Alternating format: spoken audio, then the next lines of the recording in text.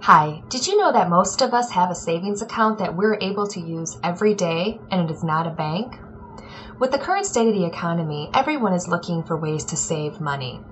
One way to do this is by driving with the techniques of hypermiling.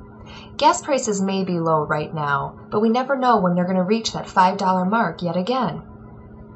There are simple techniques every driver can use to get more miles per gallon out of their vehicle. It's not just for hybrid cars. Anybody can get these extra miles. I have to admit, when my husband first mentioned hypermiling, I was a bit skeptical, but I listened to some of the techniques that he told me to try, and I did, and I saw that I did get an increase in my miles per gallon. My name is Leslie Bundy, and today I'm going to talk about hypermiling. I'm going to tell you what it is, what the benefits are of it, and how to do it so that you can save yourself money as well. So let's begin.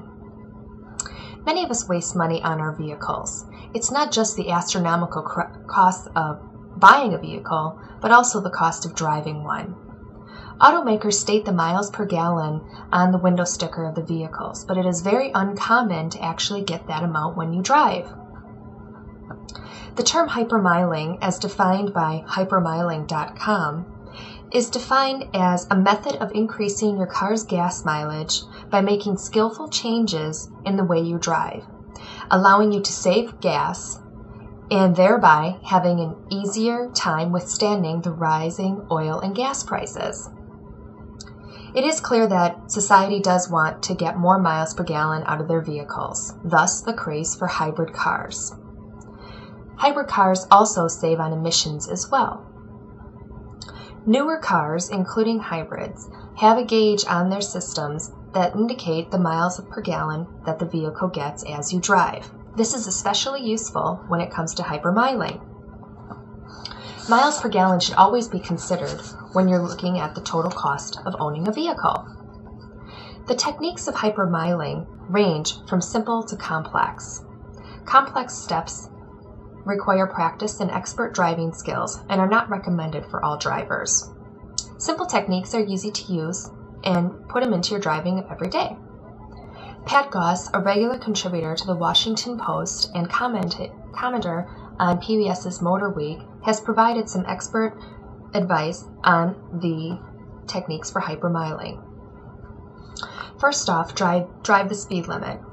Goss says that as you go above 38 miles per hour, most cars lose fuel economy.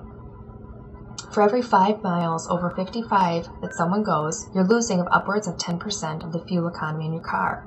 So slow down and go the posted speed limit. Try driving without brakes. This means coasting. In congested areas, do not participate in the stop-and-go traffic. Instead, let the car in front of you get ahead of you, and then eventually you will catch up to them by coasting and not accelerating. You should also optimize the route that you take. Try to avoid hills and traffic lights. This does not mean that you should go through traffic lights, but try to avoid areas where you have to do frequent stopping. Also, if you can't avoid hills and your route to wherever you need to go, use them to your advantage. When you're going downhill, accelerate. When you're going uphill, don't accelerate and don't brake either. You will really see that miles per gallon go up when you do that on hills. Also, watch your tire pressure. Please maintain the optimum tire pressure in your vehicles.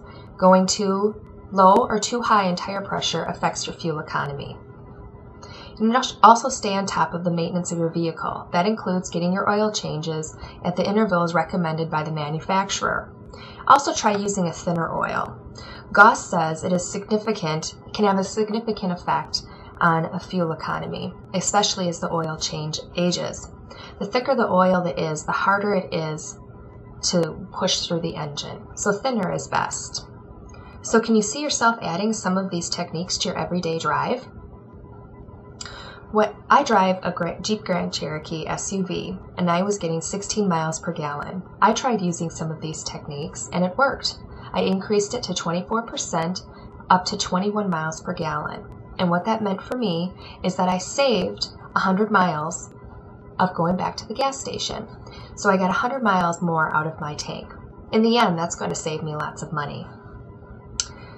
So in conclusion, I've let you know what hypermiling is, what the benefits are, and how you can actually do it. I strongly encourage you to try some of these techniques the next time you drive. You will be amazed at the results that you receive and see that miles per gallon go up on your tank, out of your tank of gas. Thank you.